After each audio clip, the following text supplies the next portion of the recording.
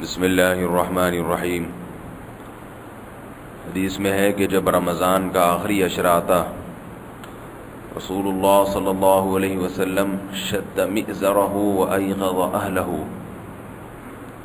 عبادت کے لیے خود بھی تیار ہو جایا کرتے تھے اور اپنے گھر والوں کو بھی جگاتے تھے۔ آج 20واں روزہ ہے، رمضان کے 2 عشرے مکمل ہو جائیں گے اور کل سے تیسرا عشرہ شروع ہو رہا ہے، بلکہ آج افطار کے بعد سے تیسرا عشرہ شروع ہو جائے گا۔ تو نبی صلی اللہ علیہ وسلم کی عادات میں سے اس عادت کو بھی ذہن میں رکھنا چاہیے کہ رمضان کے آخری عشرے میں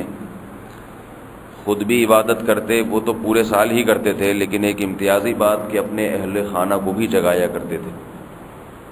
اس کا اہتمام کرنا چاہیے کہ رمضان کے آخری عشرے میں اپنے گھر والوں کو بھی ترغیب بھی دیں رات کو عبادت کرنے کی، اور جگائیں بھی۔ صرف ترغیب کافی نہیں ہے، کیونکہ انسان رات کو جب ترغیب دے کے سوتا ہے تو صرف ترغیب سے کسی کی آنکھ نہیں کھلتی، کھل بھی جاتی ہے تو اٹھنے کی ہمت نہیں ہوتی، تو اٹھایا جائے۔ آپ صلی اللہ علیہ وسلم نے فرمایا کہ اللہ بہت خوش ہوتے ہیں ان 2 میاں بیوی کی طرف کو دیکھ کر کہ جب رات کو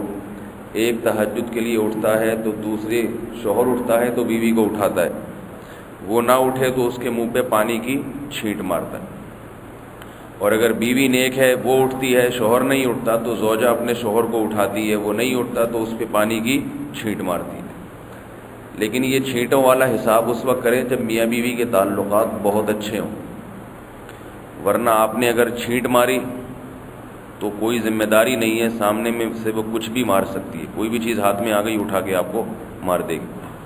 پھر آپ کہیں گے ہم نے تو نبی کی سنت زندہ کی اور نتیجے میں یہ کیا ہوا، پھر لڑائی جھگڑا شروع ہو جائے گا۔ پھر وہ تو اگر بہت اچھے تعلقات ہیں، محبت والا حساب کتاب چل رہا ہے تو چھینٹیں مار دیں،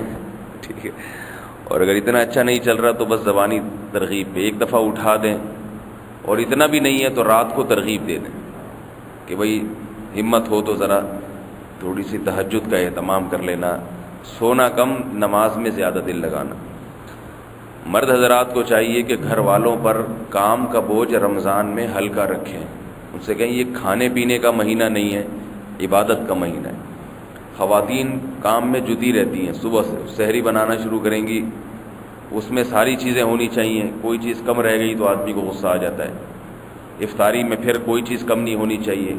تو تھوڑا سا ہاتھ ہلکا رکھیں، بولے بھائی عبادت میں زیادہ دل لگاؤ، سحری کا کوئی مسئلہ نہیں ہے، کھجور کھا کے بھی روزہ رکھ لیں گے۔ تھوڑے سے دن رہ گئے جہاں 20 دن گزار لیے، اور اللہ رمضان میں دکھا دیتے ہیں کہ کتنا تھوڑا کھا کے بھی تم کتنے اچھے زندہ رہ سکتے ہو، کتنا تھوڑا۔ بعض دفعہ ابھی یہ جو راتیں چھوٹی ہیں اس میں کئی دفعہ تو سحری کی نہیں، ہم میں سے میں نے بھی نہیں کی، آپ لوگوں نے بھی نہیں کی ہوگی، صبح اٹھے ویسے ہی 2 گلاس پانی پی لیے، چلو بس ٹھیک ہے کافی۔ اتنی چھوٹی راتیں ہیں کہ اگر رات کو آپ 12 بجے کھانا کھاتے ہیں تراویح کے بعد، پھر کون سحری کرتا ہے؟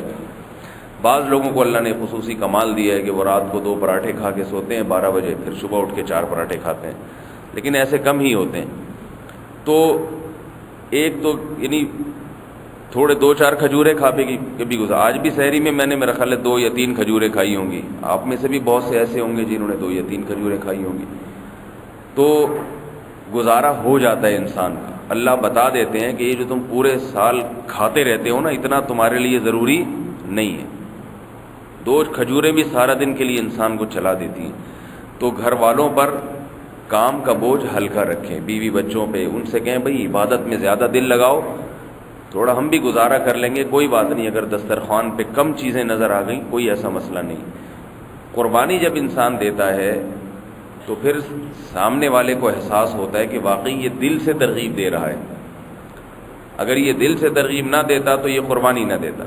تو اپنے کھانے پینے کی تھوڑی سی کمی کر لیں گے تو گھر والوں کو بھی احساس ہوگا بھئی یہ دل سے چاہتے ہیں کہ ہم عبادت میں وقت لگائیں، صرف زبانی کلامی کی نصیحت نہیں۔ تو یہ نبی صلی اللہ علیہ وسلم کی سنت ہے کہ آخری عشرے میں اپنے گھر والوں کو بھی عبادت میں لگانا، خاص طور پہ رات کے، آج کل راتیں چھوٹی ہیں، سحری کے وقت میں تراویح میں دیر ہو جاتی ہے، اس کے بعد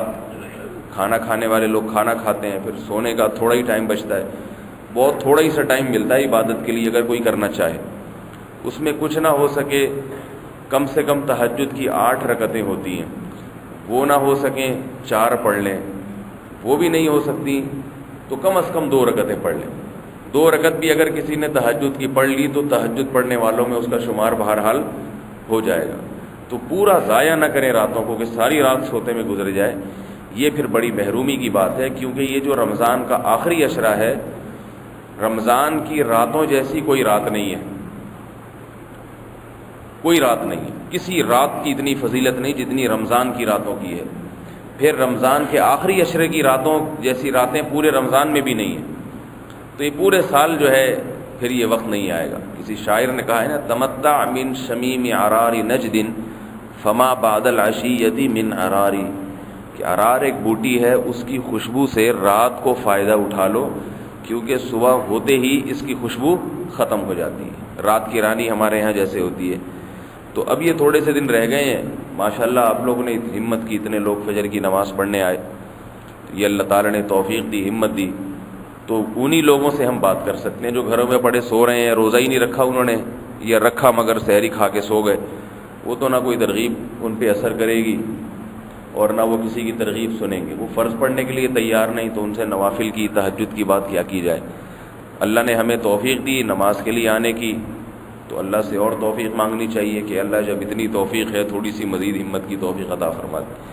اللہ تعالیٰ سمجھنے کی، عمل کی توفیق عطا فرمائے۔ سبحانک اللہم و بحمدک۔